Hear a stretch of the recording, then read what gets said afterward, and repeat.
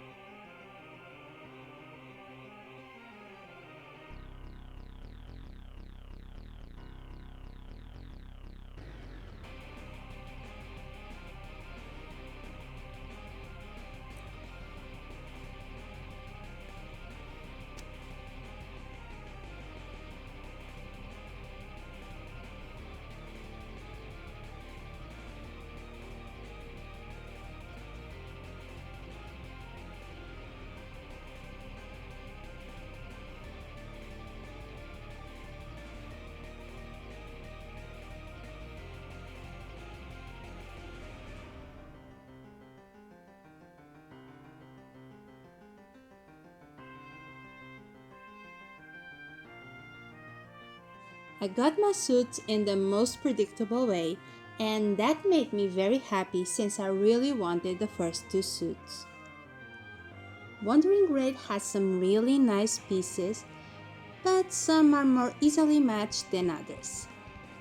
The one thing that does hurt me about this suit is the shirt. It really caught my eye from the first time I saw it, but like many top pieces, the shirt lays on top of the bottom pieces.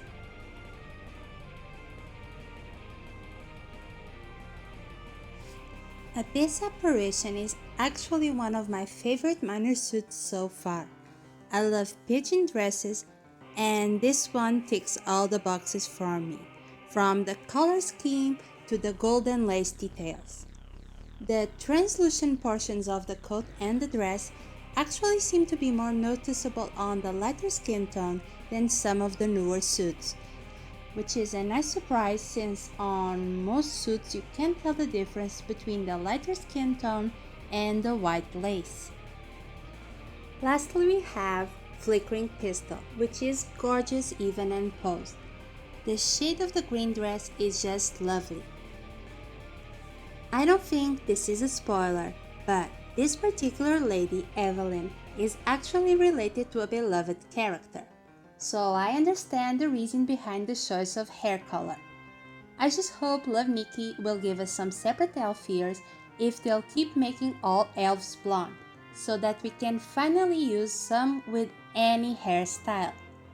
Now for the posed version. We get the second makeup and the second pair of wings.